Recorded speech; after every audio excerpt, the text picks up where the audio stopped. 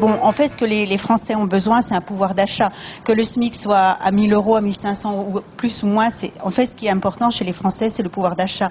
Alors, qu'est-ce que vous comptez mettre en place pour que le pouvoir d'achat des Français soit meilleur et qu'il ne continue pas à se dégrader? C'est vrai que cette inquiétude est prégnante. Je l'ai entendue dans les débats participatifs comme celui auquel je participe à l'instant. J'ai moi-même été confrontée à ce drame terrible. Et ça, c'est le vrai scandale du blocage d'une machine économique qui doit absolument repartir. Quand je vous parle de défense du pouvoir d'achat, ça fait partie d'un projet global. Et ce que je veux faire comprendre ici, c'est que je pense que la France peut redémarrer sa machine économique.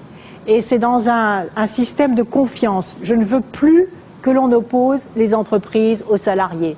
Si elles ont peur de licencier, elles auront peur d'embaucher. Moi, je veux que les entreprises n'aient plus peur d'embaucher. Comment?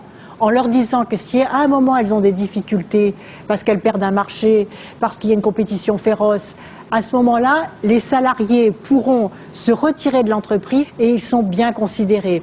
L'entreprise est sécurisée parce qu'elle sait que si elle en a besoin, elle pourra s'adapter rapidement. Pardon ? Merci de la part de tous les travailleurs. Oui, je crois que c'est quelque chose de très important. Et là aussi, ce qui est très important, c'est que cette démarche-là soit faite au niveau européen. Il y a des principes comme ça qui sont presque du bon sens, finalement. C'est-à-dire qu'on remet en place des fondamentaux. Cette démarche-là aussi est plus économe. Vous savez, aujourd'hui, il y a un déficit du commerce extérieur de 30 milliards d'euros. Je veux promettre que ce que je peux tenir. Je crois qu'il y a un vrai problème sur les bas revenus dans notre pays. Il faut avoir le courage d'ouvrir un débat sur cette question-là. C'est un premier pas. Et ensuite, l'Europe aura quelque chose à faire.